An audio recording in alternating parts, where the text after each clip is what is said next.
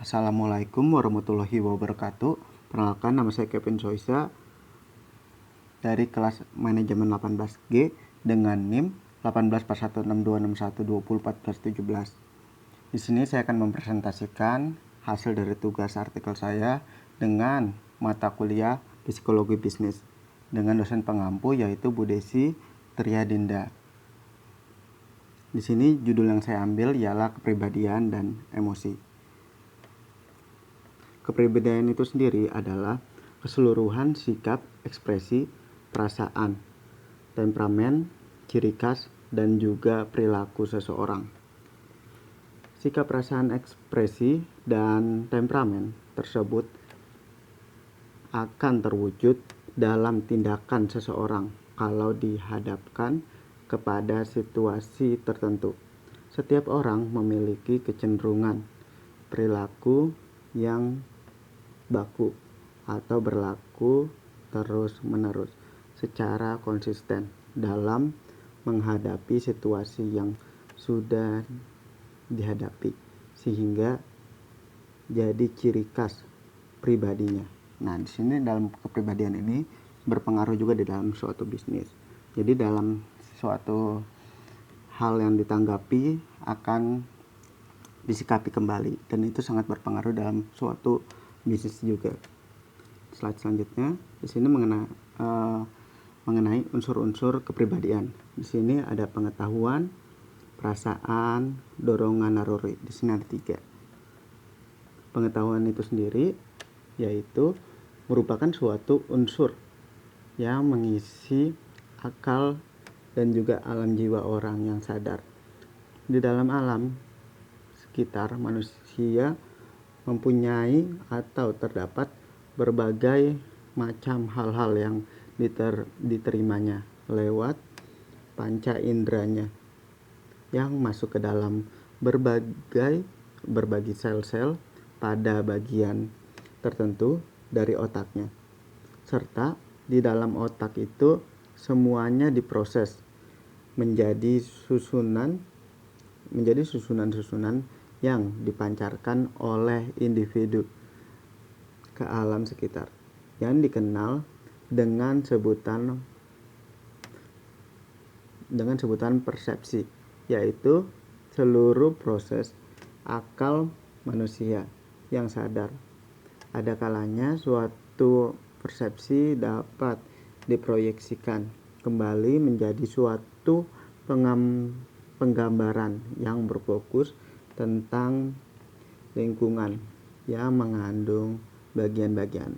Jadi di dalam pengetahuan ini sangat berpengaruh juga, maksudnya dalam suatu bisnis sangat berpengaruh ya, yaitu pengetahuan juga, karena dari pengetahuan tersebut dapat bisa melihat apa sih kedepannya mau melakukan apa dan apa peluang yang akan diambil termasuk dalam bisnis tersebut. Di sini yang kedua ada perasaan. Selain pengetahuan, alam kesadaran manusia juga mengandung berbagai macam perasaan. Sebaliknya dapat juga digambarkan seorang individu yang melihat suatu hal yang buruk atau mendengar suara yang tidak menyenangkan. Persepsi-persepsi tersebut dapat menimbulkan dalam alam kesadaran perasaan negatif, di samping segala macam pengetahuan, adanya juga mengisi alam kesadaran manusia setiap saat dalam hidupnya. Perasaan yaitu suatu keadaan dalam kesadaran manusia yang karena pengetahuannya dinilai sebagai keadaan yang positif atau negatif.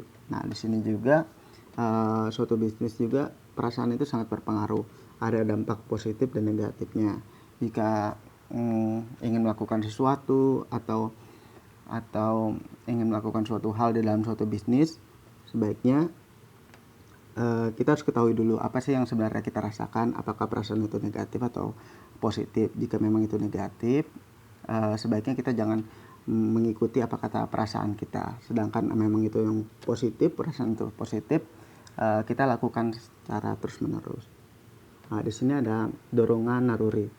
Dorongan naluri itu sendiri merupakan kesadaran manusia mengandung berbagai perasaan-perasaan lain yang tak ditimbulkan karena dipengaruhi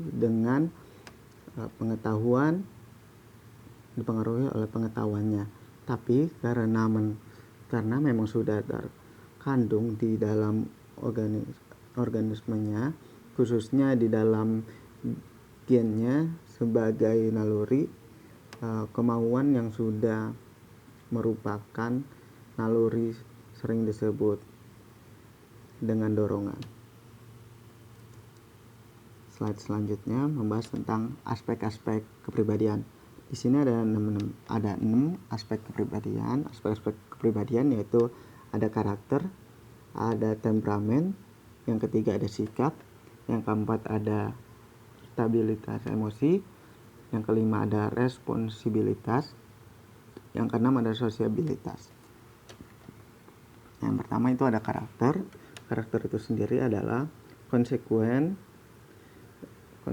tidaknya mematuhi etika perilaku, konsisten tidaknya dalam memegang pendirian atau pendapat. Nah, di sini juga dalam suatu bisnis juga karakter itu sangat perlu, karena dari situ integritas itu dipertanggungjawabkan, yaitu apakah kita memiliki pendirian atau konsisten enggak dalam suatu bisnis atau bisnis yang kita lakukan untuk dalam jangka panjang maupun pendek.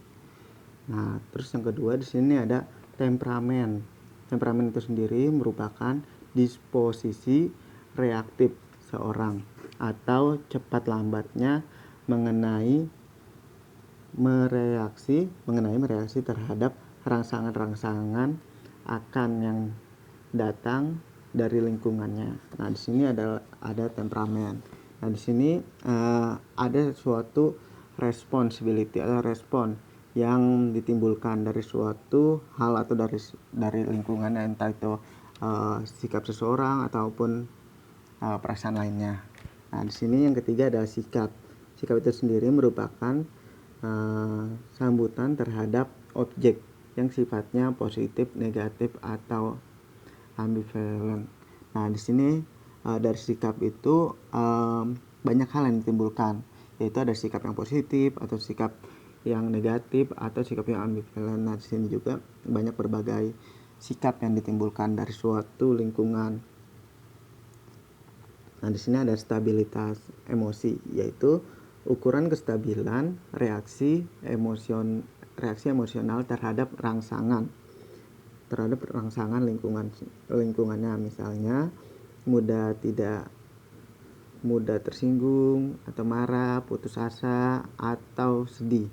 Nah, di sini dalam suatu bisnis kestabilan emosi itu sangat diperlukan. Ketika merasa atau yang dirasakan itu marah, putus asa, atau sedih, itu kita harus memiliki sebuah kontrol diri agar apa yang kita rasakan tidak kita timbulkan dalam suatu tindakan kita sendiri, dan itu kalau dipraktekkan dalam sebuah bisnis akan merugikan bisnis kita atau akan mengacaukan bisnis kita sendiri. Seperti ketika kita mungkin merasakan marah terus kita melakukannya dalam sebuah tindakan, kita implementasikan, itu akan berdampak buruk juga terhadap konsumen kita ataupun partner bisnis kita. Maka dari itu setiap perasaan yang kita rasakan sebaiknya kita kontrol terlebih dahulu, kita hilangkan terlebih dahulu, kita dinginin dulu agar ketika suasana hati kita sudah membaik, kita baru memulai segala sesuatunya kembali. Nah, di sini ada responsibilitas atau tanggung jawab, yaitu yang kelima, saya ulangi, di sini ada responsibilitas, di sini ada tanggung jawab, yaitu kesiapan untuk menerima risiko dari tindakan atau perbuatan yang dilakukan. Misalnya mau menerima risiko yang wajar, tangan atau melarikan diri, dan resiko yang dihadapi. Nah, di sini yaitu responsibilitas atau tanggung jawab. Nah, tanggung jawab juga ini sangat diperlukan ketika kita mau mengambil sebuah keputusan atau kita mau mengambil sebuah peluang. Nah, di sini kita harus bertanggung jawab dengan apa yang kita lakukan, dengan tindakan apa yang kita lakukan. Kita harus menerima resiko, apakah itu baik atau itu negatif. Jadi kita harus bertanggung jawab dengan apa yang kita lakukan, apalagi terutama di dalam suatu bisnis. Di sini ada sosiabilitas, adalah disposisi pribadi yang berkaitan dengan hubungan interpersonal. Misalnya sifat pribadi yang terbuka atau tertutup dan kemampuan berkomunikasi dengan orang lain. Nah, di sini ada sosiabilitas. Di sini dalam suatu bisnis juga sangat berpengaruh dalam melihat karakter seseorang. Nah, di sini ketika seseorang itu mungkin orang yang terbuka, mungkin dalam mencari suatu partner atau teman bisnis atau mencari konsumen itu sangat mudah karena dilancarkan dalam sebuah komunikasi, dan karena sering terbiasa ngobrol dengan orang banyak, jadi semakin dimudahkan dalam mencari atau peluang di dalam bisnis. Dan sedangkan dengan mungkin atau tertutup, mungkin akan lebih dirugikan karena akan sulit dalam public speaking dan lainnya dalam suatu bisnis. Selanjutnya di sini mengenai emosi. Menurut Stephen Robbins terdapat 3 hal di dalam emosi dan suasana hati, yaitu di sini ada afeksi, yang kedua ada emosi, yang ketiga di sini ada mood. Afeksi yaitu nada perasaan atau bagaimana kita merasakan sesuatu, hanya dirasakan di dalam namun tidak melibatkan aspek biologis, akan tetapi dapat menimbulkan incongruity atau ketidaksebidangan. Nah, di sini mengalami sebuah perasaan yang tidak baik gitu kan. Jadi dari perasaan itu kita menimbulkan suatu hal yang mungkin negatif yang mungkin bisa dilihatkan namun tidak diterapkan atau diimplementasikan. Di sini yang kedua tadi ada emosi. Emosi dalam bahasa Indonesia dikenal sebagai perasaan intens yang ditunjukkan kepada seseorang atau sesuatu. Emosi juga dapat dikatakan reaksi terhadap seseorang.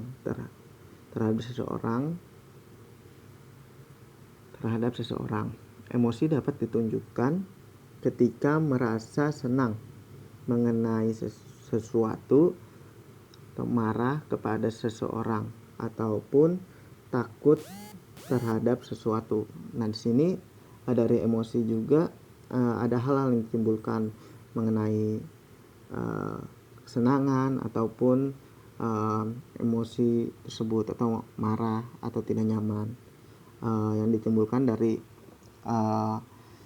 tindakan seseorang atau lingkungan atau sebagainya yang ditimbulkan terhadap diri kita. Nah, di sini ada mood.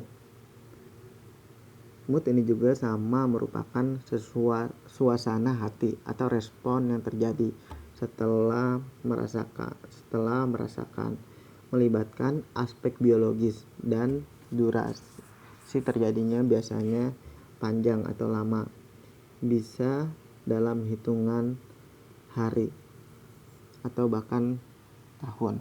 Nah, di sini mood juga ada dampak yang negatifnya, seperti mungkin ketika kita tidak mood dalam melakukan sesuatu, dalam segala hal atau apapun itu, itu sangat buruk, apalagi terutama di dalam ketika kita melakukan suatu bisnis atau melakukan suatu kerjasama dengan partner bisnis. Itu juga sangat merugikan. Ketika kita melakukan pekerjaan sekalipun juga itu sangat berpengaruh. Ketika kita mungkin merasa perasaan kita sedang malas atau apapun, itu akan berdampak di dalam suatu bisnis atau kinerja kita. Nah, selanjutnya di sini ada positive effect sama negative effects di dalam emosi. Nah, di sini positive effects berdampak positif sebagai suasana hati yang terdiri dari positif emosi seperti kegembiraan, keyakinan diri, dan keceriaan pada tinggi, dan kebosanan, keleluasaan, dan kelelahan Nah, di sini ada positif effect yang ditimbulkan dari suatu emosi, yaitu ada tadi yang disebutkan, yaitu ada kegembiraan, keyakinan diri, dan keceriaan. Nah, ini sangat berdampak baik bagi sebuah ketika kita melakukan sebuah bisnis atau ketika melakukan sebuah pekerjaan. Ketika apa yang kita rasakan ketika kita merasa gembira atau merasa percaya diri dan merasa ceria, itu juga akan berdampak dalam sebuah bisnis atau kinerja kita. Ketika apa yang kita lakukan merasa lebih mudah dan lebih baik. Dan di sini ada negatif effect. Pengaruh negatif adalah suasana hati yang terdiri dari kegelisahan, stres, dan kecemasan kecemasan. Nah, di sini juga ada dari emosi itu ada aspek negatifnya. Ketika kita merasa gelisah, kita stres dan kecemasan dan merasa cemas, itu sangat berpengaruh ketika kita melakukan sebuah bisnis atau pekerjaan. Itu sangat berpengaruh ketika apa yang kita rasakan, ketika kita merasa kurang enak atau yang tadi disebutkan merasa gelisah, itu sangat berpengaruh terhadap kinerja yang kita lakukan dalam sebuah bisnis, dan itu sangat berdampak negatif sekali. Terus selanjutnya di sini ada kerja emosional. Sebagai contoh dari kerja emosional, jika kita menjadi seorang penjaga toko atau pramusaji, kita pastilah tahu pentingnya memproyeksikan sikap ramah dan senyum dari atasan kita. Juga pasti berharap kita bersikap optimis, bahkan pada saat kita sedang tidak ceria atau sedang sedih. Dengan demikian, kita sebenarnya sudah menyatakan emosional labor. Jadi selain melakukan pekerjaan fisik, karyawan juga memerlukan tenaga kerja emosional. Tenaga kerja emosional itu sendiri adalah ekspresi dan emosi karyawan dalam suatu organisasi yang diinginkan selama transaksi antar pribadi di tempat kerja. Konsep kerja emosional muncul dari penelitian terhadap pekerjaan pelayanan. Berpikir tentang hal itu, Arlenis mengharapkan pramugari mereka untuk menjadi ceria. Kita mengharapkan